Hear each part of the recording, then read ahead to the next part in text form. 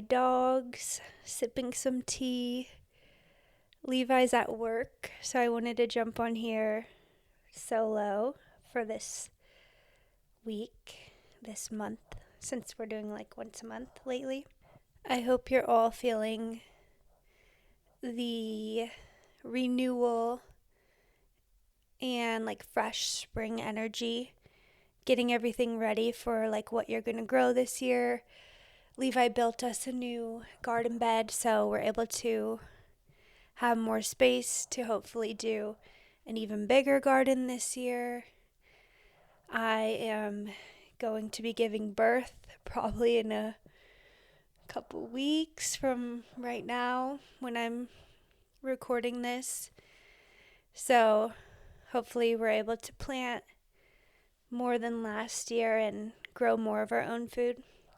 It's a little update from last episode. I was only 29 weeks then, and I was like, oh my god, I'm in the third trimester. Now I'm like 38 weeks. By the time this comes out, I'll be 40 weeks, but I've kind of not been telling everyone exactly the due date because I'm trying to not fixate on the due date. So I think I told most people that 40 weeks would be like the last week of April to the first week of May. So this will come out like right around then. If the baby does come right at 40 weeks, I will have already given birth. But I could go a week or two after, and then if that's the case, I'll be just still pregnant.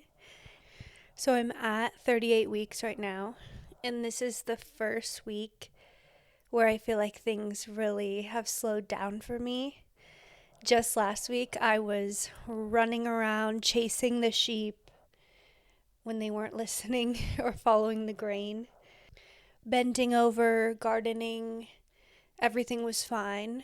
And this is the first week where I'm like unable to do much. I am going on like the shortest walks, and I'm only doing it like every other day because I'm feeling like I really need to slow down. Things are definitely feeling different, and I know a lot of women feel this way for weeks and weeks and weeks. So I'm not sure if this means like I'm about to go into labor or if this is just how the last month is going to go, or if I'm just having a week where everything is kind of hitting me. But I've had such a chill, enjoyable pregnancy, so it's kind of wild to feel like so pregnant just now. Like, I'm very grateful that I haven't had a hard time the whole time, and I'm still not having a hard time, but it just is like, oh, I can't do the things I normally do, which I haven't had that until now, which I think is very normal. So I'm feeling good. Sometimes when I listen to this back, especially since being pregnant, I could tell I'm like out of breath. So please bear with me if I'm like huffing and puffing into the mic. I'll try my best to not. But yeah, I wanted to get it on here today while Levi's at work because I have something on my mind, and it kind of goes with what I want to chat with him about for our next episode. But I know if I try to lump everything in with him, it will be such a long episode.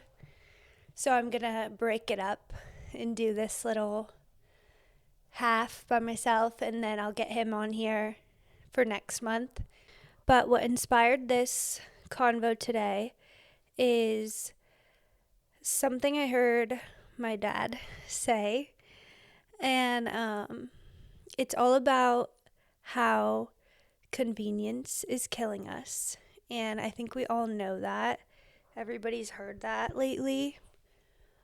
But I want to bring up the question of where is your line when it comes to convenience? How far are you willing to go for health? And what are you not willing to do? And I kind of want to take you on that journey of how your line is always going to be pushed back and pushed back. The goalpost will always be moving, and that is a good thing. That is how we make progress and become better and be healthier and live more fulfilled lives.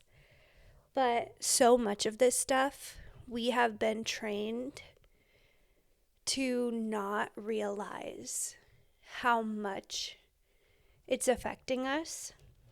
So I hope this kind of wakes up some new ideas of maybe how you can push that line back, because a lot of the things that we have now outsourced to like more convenient options, the original way is actually not even hard, or it's not even worse or anything like that. We just kind of forgot the original way. So all of these like new convenient options and lifestyle habits, they're not even easier, and they're not even making our life better. So I kind of want to bring up a bunch of those today. What inspired this is I heard my dad, and he is someone who like rarely will touch a seed oil, is always reading ingredient labels, is always watching whatever health podcasts and guys, and is fasting and does a lot of things to live a healthy life. And still, I was shocked to realize that he had no idea that microwaving food was unhealthy. The microwave is zapping the nutrients out of your food. This, to me, is common knowledge. Microwaves are very unhealthy. Don't use them. I don't use them. He had no idea. And this is also, my dad is someone that every time he goes to the dentist, he declines the x-ray to avoid the radiation. But he's microwaving food almost every day. I would say probably every day, because they're very healthy, my parents, and they'll like make healthy dinners, and he'll eat the leftovers the next day and microwave it. And when I was talking to him about this, I was just surprised. Like, there's so many things that people are confused on or unaware of still that I feel like have become obvious. But it's the type of things that like a few years ago I didn't know either. So even though we've all been radicalized on like seed oils or pasteurized dairy or grain and white flour, the fortified white flour, highly processed foods, there are still a lot of things that maybe people don't understand that you're doing, because there was a lot of propaganda maybe to your parents. So you just grew up with these things, and they're very unhealthy, and to get rid of them is actually not hard at all. So let's dive into that.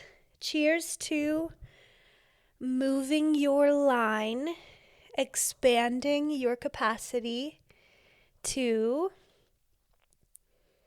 do the inconvenient, the lesser traveled path, all in the name of living healthier, more fulfilled lives. Okay, first, the whole microwave thing, it's very easy to just swap out, get rid of. You don't need it.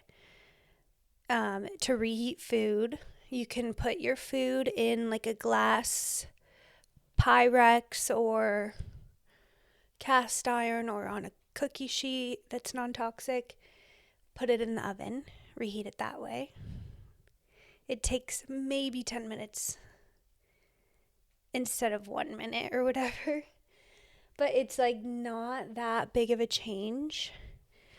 You can also, depending on what it is, put it into a saucepan, reheat it on the stove. It tastes better than the microwave. It's definitely healthier, you maintain more of the nutrients. You're not infusing microwave radiation. I don't even know, to be honest, like exactly the ins and outs of what microwaving does to our food, but I think maybe nobody knows, or maybe I just haven't looked into it. I just know it's not healthy. And maybe that is the point. Like, if there's not like sound research, and the research today is like all a joke and skewed and a scam anyways. So if there is research, it probably is like, oh, it's safe and healthy. But I think you have to just think about microwaves the same way as like EMFs, the same way as like radiation in any way. It's toxic and poisonous to the body. So I don't want to infuse that energy into the food. What I hear most people use the microwave for is like reheating coffee in the morning, because even if you don't eat leftovers, people are like, oh, I only do it to reheat my coffee. But it's like, okay, but is that every single day? Then you're microwaving every single day. That's not great. I would just pour your coffee into a saucepan, reheat it on the stove. What I do is I use, to make coffee, I have an Italian espresso maker. It's like those silver coffee makers that go right on the stove. And those are nice because everyone's like, I don't want to dirty up a saucepan just to reheat my coffee. But that, you can dump your coffee back into the top of the coffee maker and turn the stove back on. So you're not like dirtying up a new pan. You're just like putting it back into the coffee maker, heating it again, and then pouring it back into your cup. That's what I do, and it's so easy, and the microwave is so unnecessary. It took me a while to get Levi to stop microwaving butter because he makes homemade tortillas, and he would never ever use a microwave except for when he would make homemade tortillas, which he does really often. And you have to have melted butter. And I would always say, just put it into a glass bowl, put it in the oven to melt the butter. Stop putting it in the microwave. And it took him like months and months and months. But now he's finally, like, it just becomes a habit. And it's like once the microwave is not your habit, you don't even think about it. So now I just realized, like, he is always using the oven now. And I don't even think he notices that he did change that. So that's a super easy swap.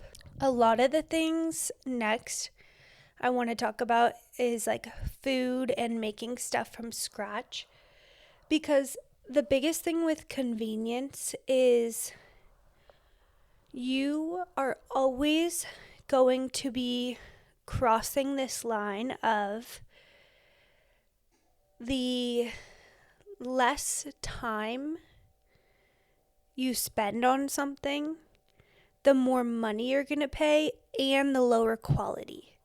So you're either going to sacrifice your time to do it right, make it from scratch, or you're going to sacrifice your money and your quality. So these are things that you kind of have to decide for yourself of like, what makes sense for me? What can I do at this stage in life?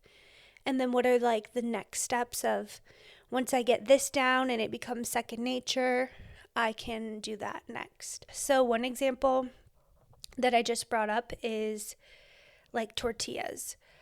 I so Levi, he eats quesadillas an insane amount. Like, I don't know how someone eats as many quesadillas as he does without being so tired of them. But multiple days a week, he'll have a quesadilla for dinner. And also, at least once on the weekend, he'll make tortillas to make like a breakfast burrito. I am not a huge like tortilla person where I prefer a bowl. Like, I love a bowl of everything. Like, when we make breakfast, I do everything that would go in the breakfast burrito, but I do a bowl, like a breakfast bowl. And he always has to have it in a tortilla as a burrito. And because of that, he is always making tortillas. And obviously, we used to buy tortillas and just have them in the fridge all the time. This was years ago. But when I moved in here, I knew like there's no tortilla that we can buy at the grocery store that is going to be right. Like, the flour they use is not going to be right. The added ingredients, like, it's just, I refuse to buy them, even if I'm not going to eat them. Like, I don't want them in the home. And that's kind of like a line that I drew. And because I stopped buying them, he had no option but to make them.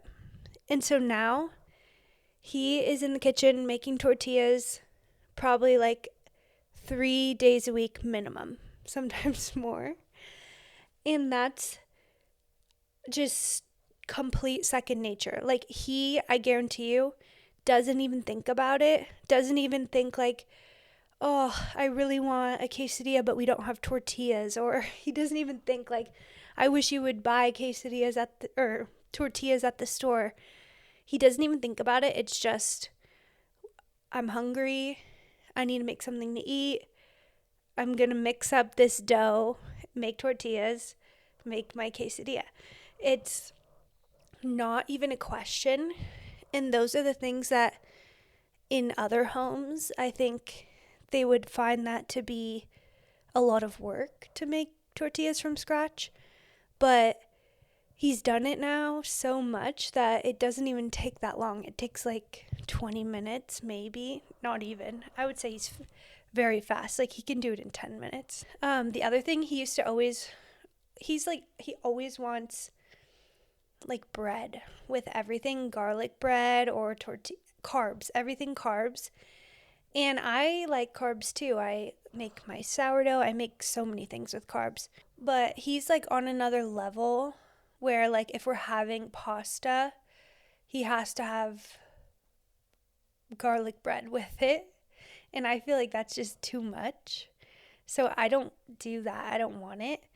He used to buy these frozen Texas toast garlic breads before I moved in here, like back in 2022.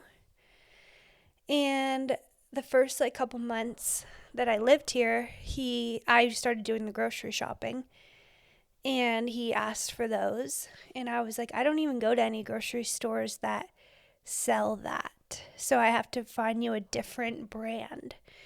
And he's like, okay, that's fine. So I started buying like a Trader Joe's brand of frozen garlic breads. And then I did that like 2 or 3 times before I was like, this is just like not it. Obviously, I was waking up back then to, even though it's Trader Joe's, like, this stuff is poisonous and toxic, the whole thing. I'm not buying it. I don't want him to eat it. So I just stopped buying it. And I was making sourdough at the time. So eventually he just started making his own garlic bread. And I pretty much always have like a sourdough loaf that I make. And over the years, I've gotten better and better about the flour that I use, leveling that up. I used to buy like a brand of store-bought flour and make homemade sourdough that was like organic, unbleached flour. But then it was like, that's still not good enough. It's dead. it's been sitting on the grocery store shelf for so long. I always made sure like I didn't buy any that had like fortified synthetic vitamins, but even that, I was like, this is dead food.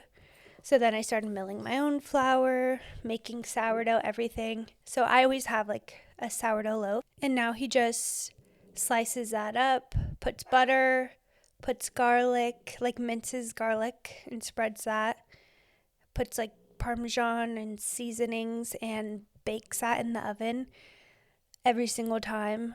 And I don't even think about it because I'm like, dinner's done. And he's like, oh, I have to make my bread. He does it all the time.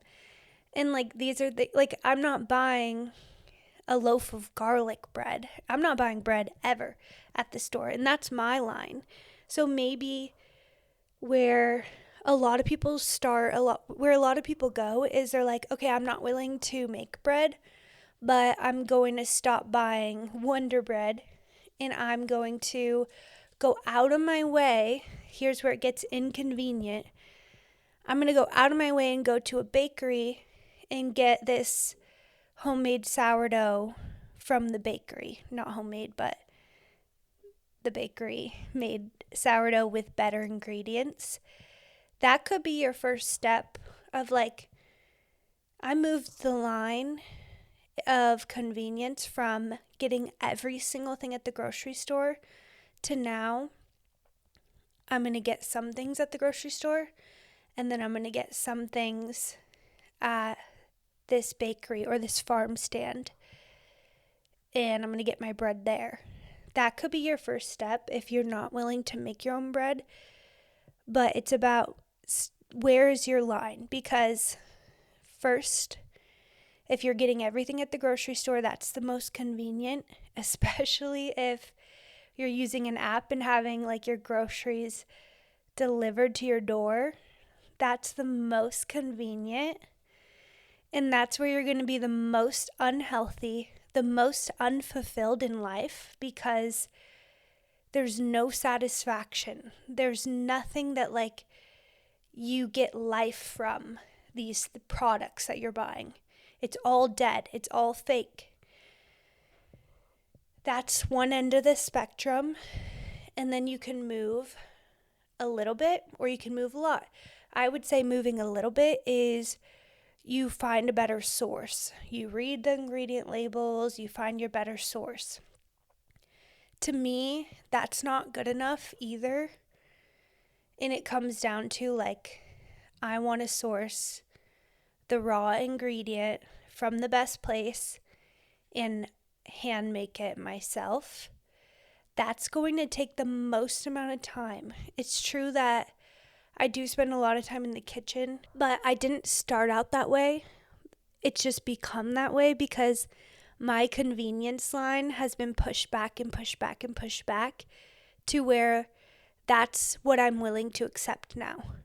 I'm not willing to accept these store-bought items because I don't know.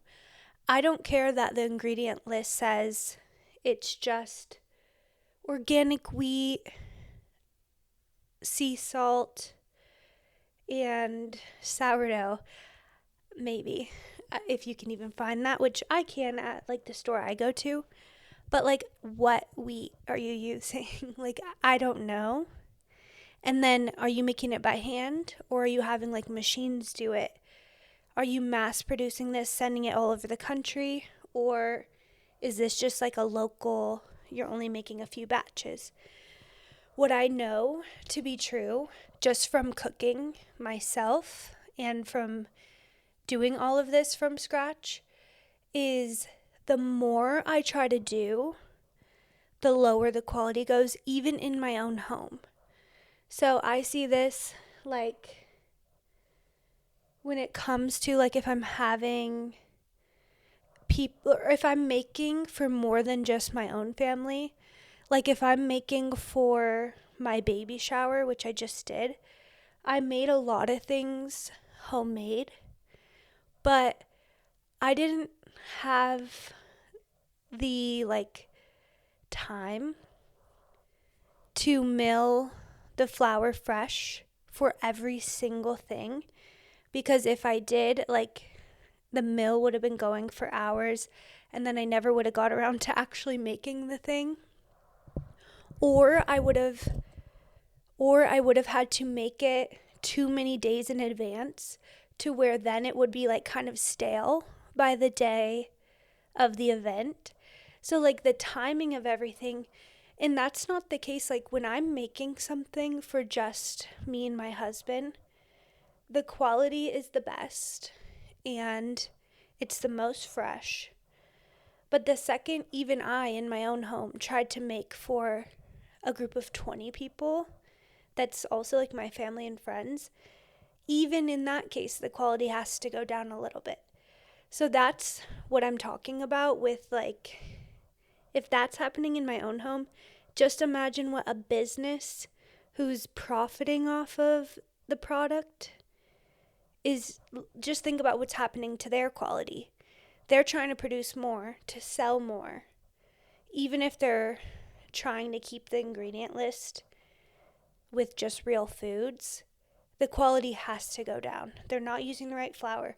They're not infusing the right energy. It's maybe days stale, or they're having to do something to preserve it longer so that the shelf life is longer. There are things that are done where there's corners cut that, like, I'm trying to fully get rid of that type of thing. And it starts slow because, like, you can't do everything. And I think we're going to get into this a lot with our conversation next month on homesteading. I so badly want to do everything because I know that's the healthiest way. But there are some things that you do need to outsource. There are some things that you do need a neighbor to help with. There are some things that, like, it's maybe nice to have a community where someone else is growing some vegetables and you guys can swap. There's some things that you can't do with the place you're at in life. So you have to figure out where your line is. So right now, where my line is, like with food, is I will never, ever, unless I'm traveling, which is so rare, I will never eat out at a restaurant. I will never order food from a restaurant and have it delivered to my house.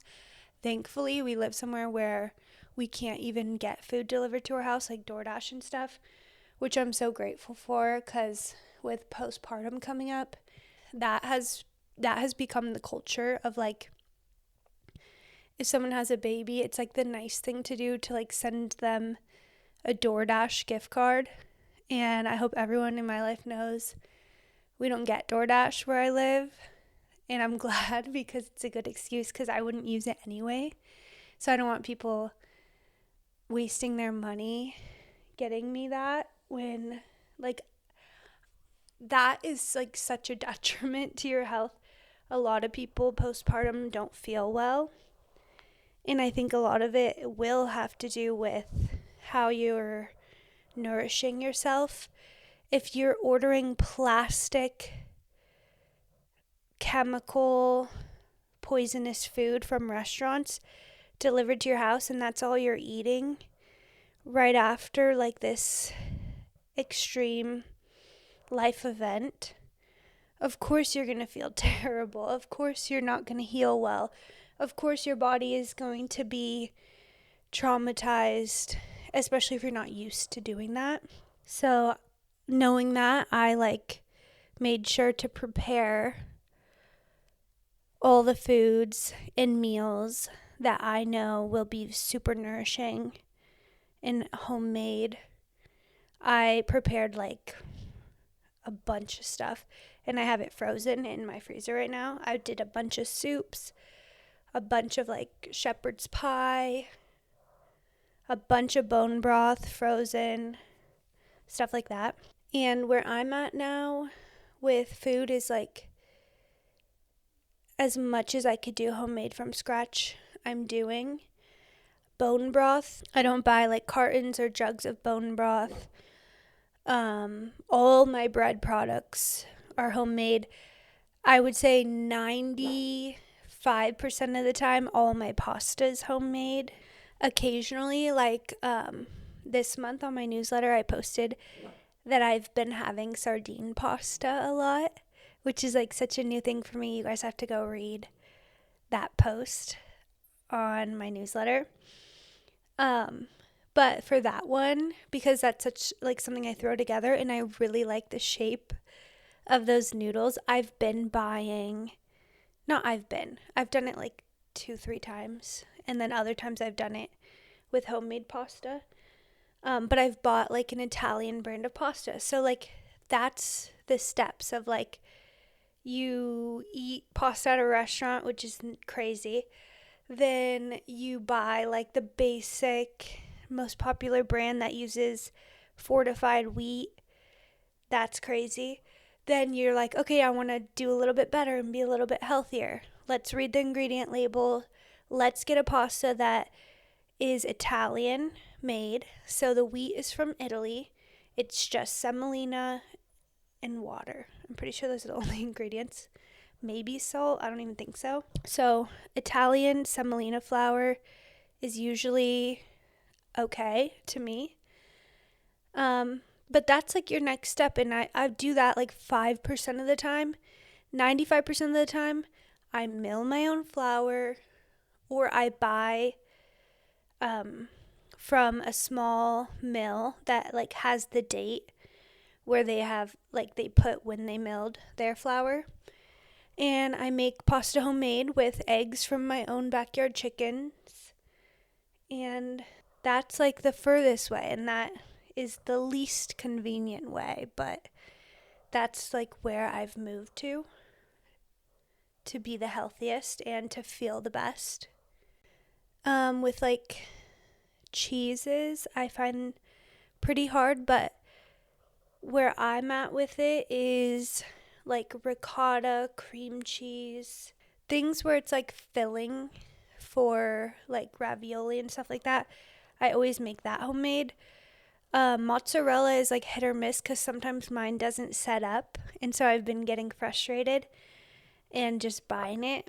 Cheddar and Parmesan I don't know how to make, so I've been buying those, and with that it's like going to a cheese shop to make sure like the quality is really good, or like what I do is our food co-op sources local and like really high quality ingredients. So just making sure I'm buying these like artisanal small farm brands instead of like the big brands like Kraft or whatever else the big ones are. Staying away from those. When it comes to dairy, the best case scenario is we get one of our sheep pregnant and learn how to have that process, give birth, and then learn how to milk her, use that milk. That's the best. Best case, we get more land, we have our own Jersey cows, and we have milk that way. But right now, we don't have enough land for that. We haven't taken the time or money to invest in that for our sheep. So I found a small farm that sells their raw milk in glass jugs every week. They take it to a pickup location and I have to go pick it up. Yeah, the most convenient way would for me to just grab a gallon of milk at the grocery store while I'm already there. But I'm not going to do that. So I moved my line to I'm going to make an extra trip, go out of my way, get my milk at a separate place, and pick it up every single week. Because that's the best. That's like the less convenient, but higher quality, higher health, higher fulfillment, better outcome. For eggs, most convenient is to get at the grocery store. Next is to find a local small farm that you can go out of your way and go pick them up. Next is to invest in getting your own chickens. In that case, there's also steps of like, how are you going to feed your chickens? Are you going to buy the basic corn and seed oil filled grain at the feed shop? Are you going to buy the organic online where you have to like order special, but then that one still has seed oils? Are you going to make homemade chicken feed? I'm in the middle on that. So we like kind of do half and half of like, I make their food homemade half of the time, honestly, probably a quarter of the time. And then we buy the best chicken feed I can find, but it still has seed oils. So that's where I'm at with that. I haven't gone 100% homemade chicken food yet for them. But I think having our own eggs is really important to me. Then I also think something with like cooking is like, I don't make my own butter every single time. I have made my own butter like for Thanksgiving because I wanted to. But for like everyday use, we go through it so much. And butter is like kind of it is a luxury food. It's made from heavy cream and not just milk. Like whenever I try to do it with just whole milk, it doesn't work. It stays liquidy. So butter and whipped cream, these are like luxury foods that you need just the heavy cream top off the milk. And we buy 1 gallon of milk from our farm, a local farm, every week. And I'm not going to scrape all the good fat off the top to make the tiniest bit of butter, which wouldn't even be enough for us. Ideally, the least convenient way, the way that my goal to do it one day, is to have our own cows where we have an abundance of milk and cream so that I can make butter and whipped cream. And then you would just have a bunch of skim milk, and then I'd have to find a use for that. But right now it's not really doable, so I buy the best I can buy of butter. I just buy like the Kerrygold grass-fed butter most often. That's what I do. And then for special occasions, I will make butter. Usually when I do it, I buy heavy cream from the Raw Farm brand. So even that, it's like I'm buying heavy cream to make the butter or to make the whipped cream or to make the chocolate truffles. So, there's some things where it's like I'm not willing to buy an excess of this farm fresh milk so that I can make all of my own butter and all of my own whipped cream and stuff like that. I'm probably just going to buy heavy cream or I'm going to buy butter. And that's where I'm at this stage in life. I'm not always going to be at this stage. I'm hopefully going to keep improving and be able to do everything the way that I know is best. But that's kind of like where I'm willing to draw the line at this point, what I'm comfortable with, what feels good for me at this moment. There are a few like random things that I just thought about of like, if I go into most people's homes and look in their kitchen or their fridge, most people, I remember they'll have like a bottle of like lemon juice or like lime juice. I think that's wild and crazy because you have no idea what quality that is. And I'm pretty sure they add citric acid to it or like some type of preservative. So I think that's wild. Always buy your citrus and just squeeze it yourself. Best case, you have your own trees or you have a friend or a local farm that has local citrus trees and you can do it that way. But a lot of people don't have that or haven't found it yet. So then just buy lemons, and anytime there's a recipe that calls for lemon juice, squeeze fresh lemons. Buying the container is kind of insane to me. Packaged foods in general, I'm trying to move away from fully, but there are some things like in the wintertime, which we're just about to get out of it, but pretty much from January till June, once our tomatoes start growing and producing, and or our local farm opens up to where we can buy local fresh tomatoes, during these winter months, I do buy the carbone marinara sauce, or that has just Italian tomatoes, olive oil, basil, garlic, that type of thing. But ideally, I make my own sauce every single time. Ideally, I produce enough in the summer and prepare in advance and learn canning and have that stored for winter. I have never gotten to that stage yet. That's where I can see myself headed. But at this point, not there yet. Same with ketchup and stuff. All summer, I'll make my own ketchup, but one time in the winter, I bought the Primal Kitchen ketchup because we ran out of the amount that I had stored. I did try to prepare of freezing one jar, but even that, it didn't last all winter. Now I always make my own Greek yogurt. I know that was something that I talked about a few episodes back that I used to buy at the store.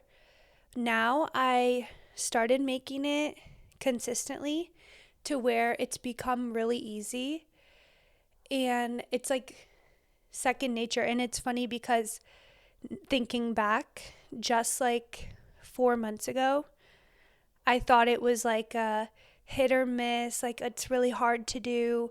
Sometimes it works, sometimes it doesn't.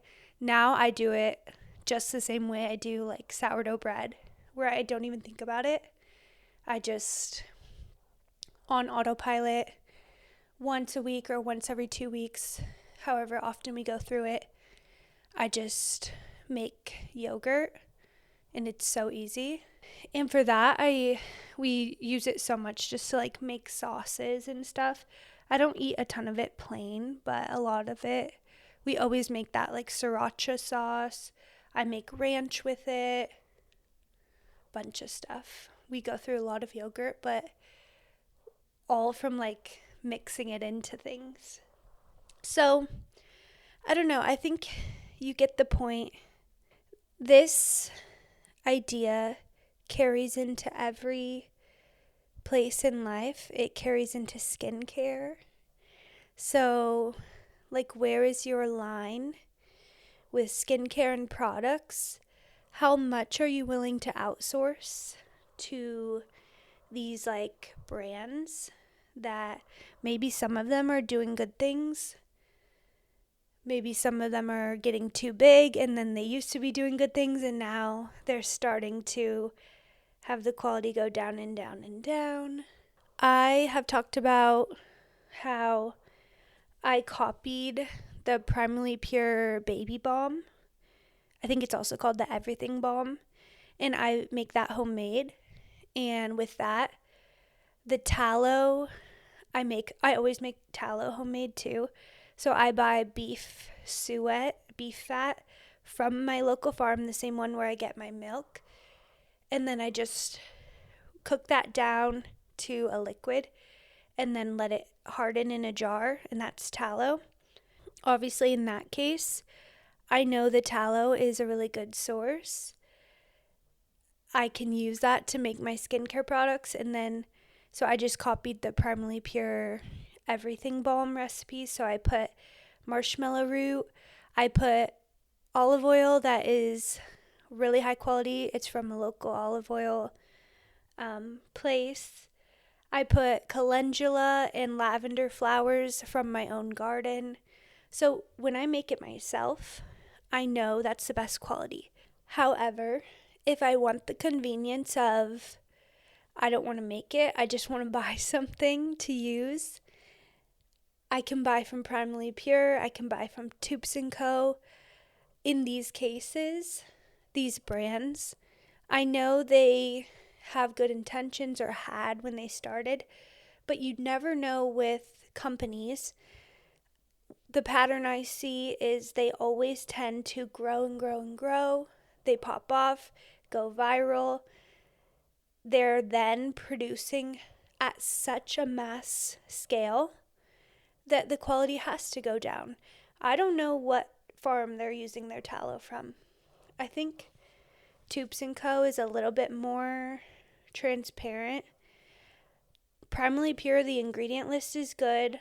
I still think their products are good quality, but I don't know what farm they source their tallow from. I do know she has said they don't make enough tallow on their farm, Primal Pastures, to source the business Primally Pure. So it's not their own farm. So I don't know what farm they use. So these are things like I'm going to pay a lot more money to buy from Primally Pure or any of these natural brands, and I'm going to get a lower quality than if I make it myself. But if I make it myself, it's going to take a lot more time, a lot more effort, a lot more thought and planning. And like, where am I willing to give and take with that? With skincare, I'm like right down the middle. I make like half of what I use and I buy the other half. I don't even know if I'll always or ever, I don't even know if I'll ever get to where I make 100% of my skincare, soaps, makeup. I have a feeling I'll always be searching for where I can source some of those things from a really trustworthy quality brand. So that's kind of where I'm at with that. I want to bring this up just to get you thinking of like, for 20 years, I've been buying everything at Winco or Trader Joe's or I don't even know, some grocery store. Like, you're not going to go from that to doing 100% everything from scratch. You're going to need to move your line of convenience. You're not going to go from ordering DoorDash 5 days a week to cooking everything from scratch. Like, you need to think about it logically and progressively. How can you take the situation you're in right now, take what you've been doing, celebrate your wins of like, I read ingredient labels, I have been buying the better brands at the grocery store, and I've been spending more money to buy these better brands at the grocery store. Those are wins. That's great. Just think about like, where am I headed with this? How can I start to level up even more? What things can I start to make at home? Because you really will be surprised how second nature it becomes. Like, I never thought I would be making bone broth, yogurt, doing a whole chicken instead of buying like the breasts at the grocery store. These type of things are so normal to me now. But 2-3 years ago, I never would have seen that this is where I was headed. Try to just map that out in your head and take on a few more inconvenient things and see how it makes you feel. Is it really improving your life? And if it doesn't, then don't do it. But I have a feeling it will. So thanks for listening, and I will talk to you next time.